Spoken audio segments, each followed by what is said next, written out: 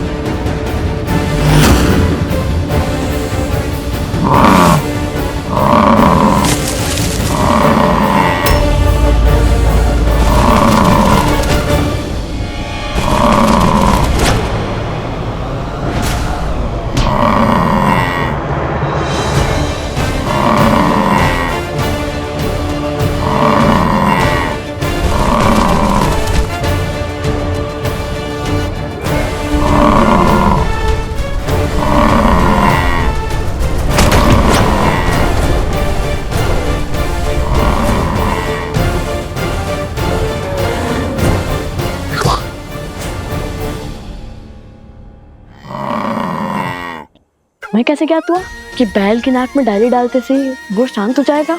मुझे ज्ञात नहीं था भैया। वो अत्यंत आक्रामक हो रहा था, इसलिए मैं उसे अचेत करना चाहता था। लक्ष्य से चूक गया। हे ऋषभ महाराज, हम आपसे लड़ना नहीं चाहते।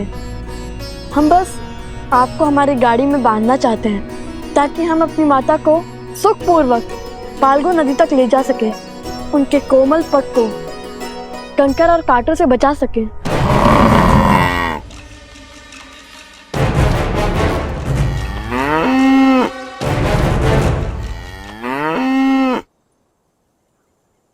भैया लगता है मान गया। अब एक कार्य करता है। जैसे माता आश्रम में सारी गायों के सींग पर मोली धागा बांधती है, हम भी इसके सींगों पर मोली धागा बांध देते हैं। उचित है।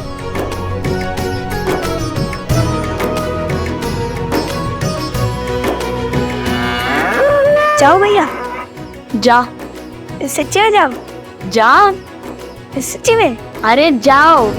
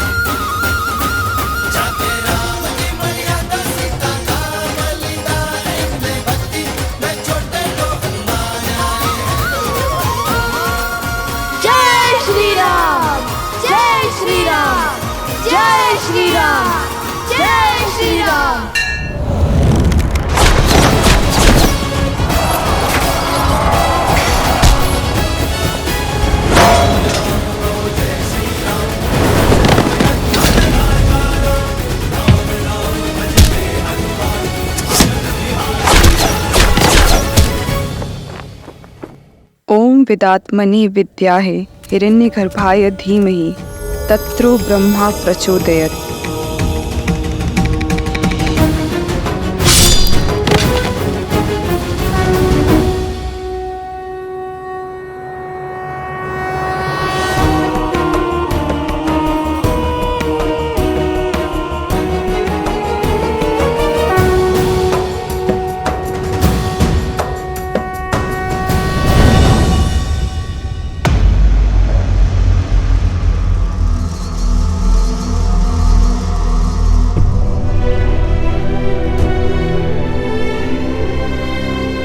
सेनापति, आंखें खोल बहन।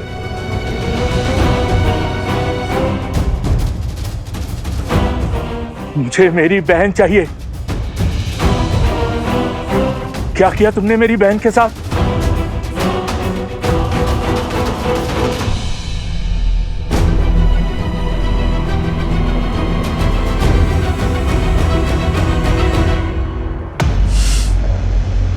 बालकों को नहीं मार पाया वृषभासुर। भैया, अब हमारी बैलगाड़ी सज्ज है। अब माता को कोई कष्ट नहीं होगा।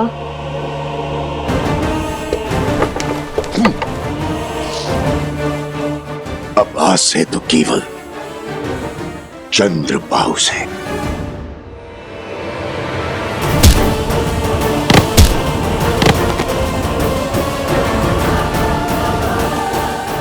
आज पिताश्री को मुझ पर कितना गर्व होगा। मैं शीघ्र ही राम की मृत्यु का शुभ समाचार दूंगा।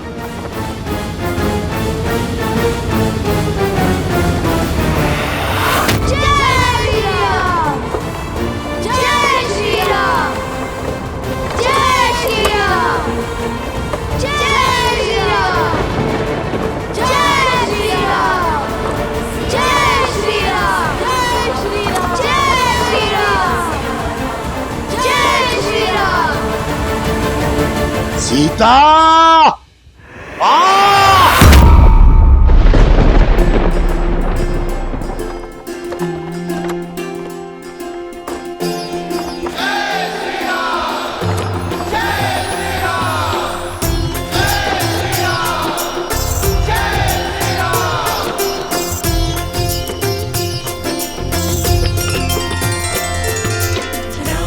अयोध्या की ध्वजा है।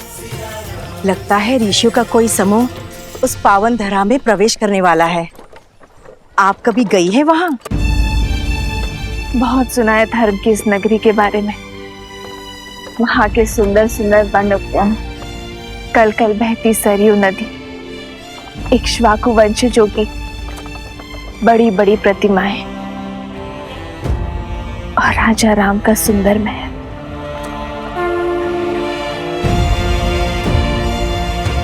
सच अद्भुत है श्री राम और उनकी नगरी। देखो, अयोध्या का ध्वज। संकेत समझ रहे जादूगर?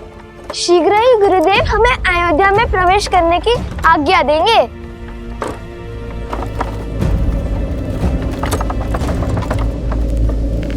लगता है वातावरण बिगड़ने वाला है।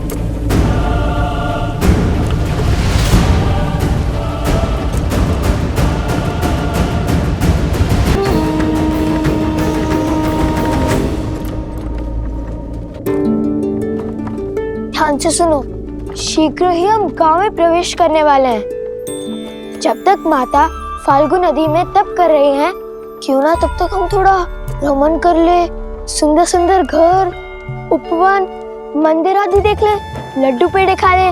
क्यों, कैसा विचार है? यह विचार तो बहुत अच्छा है, किंतु मेरे मन में एक विचार और आ रहा है।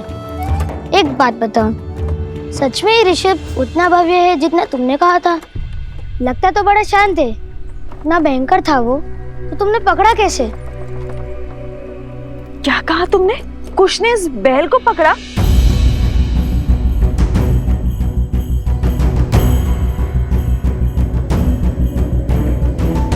सुना आपने गुरु माँ, कुश ने उस अनियंत्रित वृषभ को अपने नियंत्रण में लिया। अच्छा, अब तुम असत्य भी बोलने लगे हो। सत्य कह रहे हो माता, केवल मैंने नहीं किया, जो भी किया हम दोनों ने किया, है ना लव भैया? लव?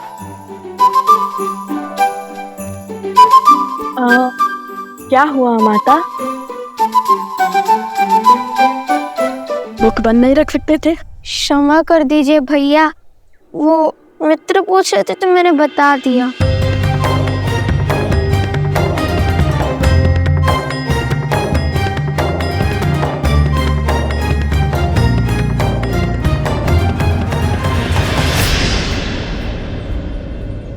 माता!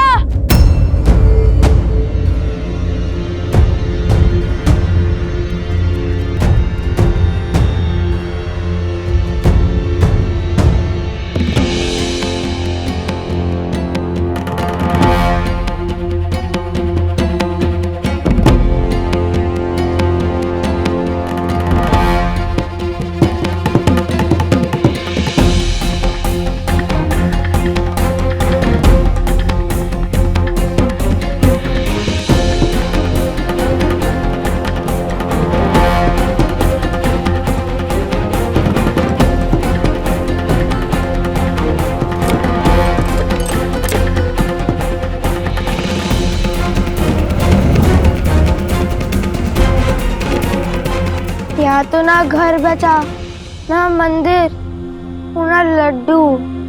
लगता है घोर विपदा आ पड़ी है इस गांव पर।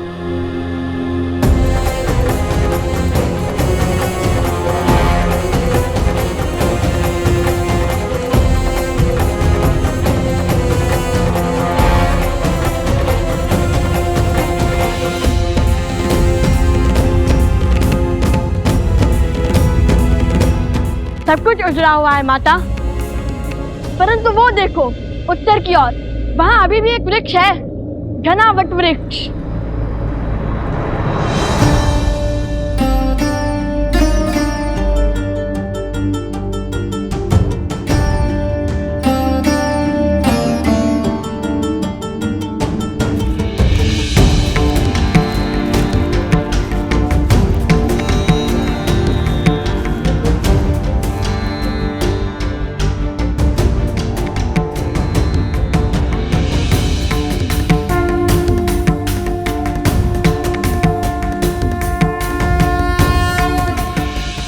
ये कौन है?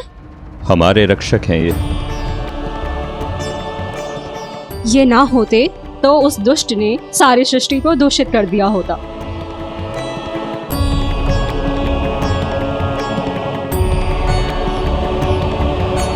माता, ऋषिवर कब से तपस्या में लीन होंगे? अनेक वर्षों से। आपको कैसे पता? गांव के प्रमुख ने मुझे सब बताया। बहुत उपकार किया है इन ऋषि ने इस क्षेत्र पर। इनके तपोबल से ही ये केवल एक वृक्ष जीवित रह पाया है, अन्यथा आसपास का सभी क्षेत्र विष से पीड़ित होकर रिक्त हो चुके हैं और जो बचे हैं उनको कोसों दूर चलकर जाना पड़ता है शुद्ध जल लाने के लिए। अपने पूर्वजों के द्वारा बसाई धारा को छोड़ना सरल कहाँ होता है। ये क्षेत्र श्रापित है। अब तब कैसे होगा? श्रापित स्थान पर तब संकट को न्योता देने के समान है। कैसा श्राप? अधर्म का श्राप। जल इस संसार का सबसे शुद्ध तत्व है। जल को पीकर हम भीतर से और उसी से स्नान कर कर हम बाहर से शुद्ध होते हैं। वैसे ही प्रकृति में फैला पाप जल से ही शुद्ध होता है, किंतु जब पाप अपनी सीमा लांघ देता है तो वो मानव की दृष्टि से बच निकलता है और तब सबसे पहले जल ही अशुद्ध होता है। पाप को रोकने के लिए पापियों का संहार करना ही होगा। बताइए कौन है वो दुष्ट? भिन्न भिन्न असुर के कुल और उनका नायक ऋषि असुरी के तपोबल ने उसे यहाँ नदी के नीचे बांधा है ताकि उसका प्रकोप इस क्षेत्र तक ही सीमित रहे, किंतु उसके यहाँ बनने के कारण उसने इस भूमि और यहाँ के जल को भी विषैला कर दिया है। अब उस पापी का अंत ही इस क्षेत्र के पाप का अंत करेगा। इतने वर्षों में उस असुर ने इस नदी में अपनी सत्ता स्थापित कर दी है। इस नदी तल में अपना महल तक बना दिया है। वो असुर जल में मकर है और तल में मनुष्य, मकरासुर।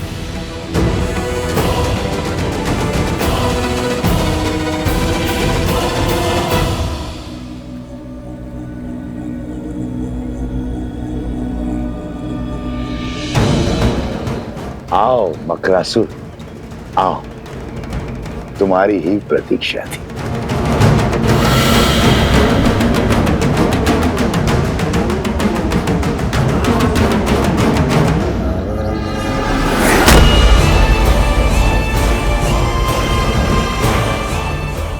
बहुत सुना है तुम्हारे बारे में सहस्त्रमुख रावण, किंतु मुझे तुम्हारी शक्ति और युक्ति में कोई रुचि नहीं है। मैं यहाँ केवल तुम्हारे रक्त का मान रखने के लिए आया हूँ।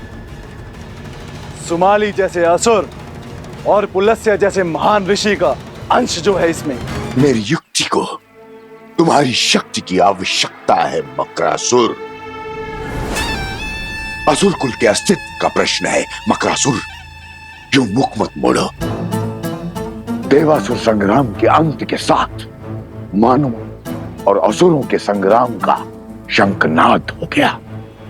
पूरी मानव जाति एक साथ असुरों के विरुद्ध आकर खड़ी हुई है। ऋषि यज्ञ और तप से हमारी शक्ति छीन करते आए हैं। ऋषि साधारण मनुष्यों के सहायक बन बैठे हैं और मनुष्य ऋषियों के संरक्षक। जल के बाहर जो भी हो, मुझे उससे क्या। मैं अपने राज्य में सुरक्षित हूं। देखो, धरा पे कैसा अकाल छाया है और यहाँ नीचे मैं साक्षात देवराज की भांति आनंद में मग्न हूं। ये राजपाट मेरे बल का प्रमाण है। गांव के गांव मेरे भय से खाली हो गए।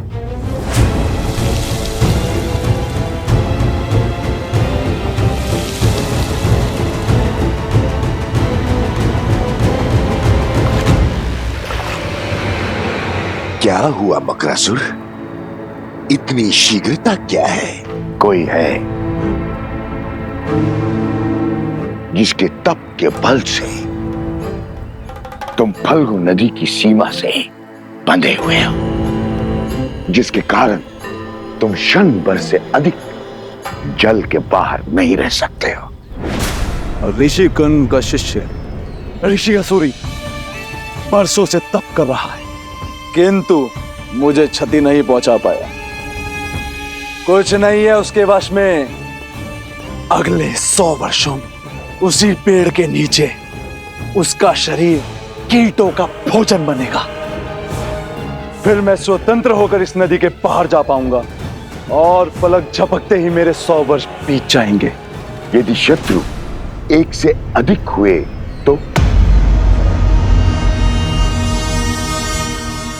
और 100 वर्ष यदि अनंत काल में परिवर्तित हो गए तो। किसकी बात कर रहे हो? कौन है वो? वही जिसने धर्म की स्थापना का बीड़ा उठाया है। कौशल नरेश श्री राम।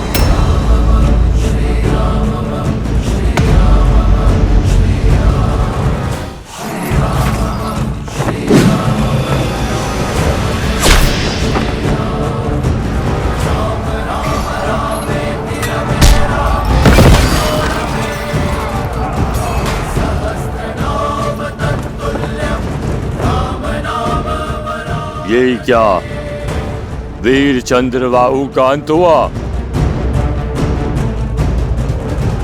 ओम विदात्मनि विद्याहे हिरण्यगर्भाय धीमहि तत्रो ब्रह्मा प्रचोदयत्। ओम विदात्मनि विद्याहे हिरण्यगर्भाय धीमहि तत्रो ब्रह्मा प्रचोदयत्।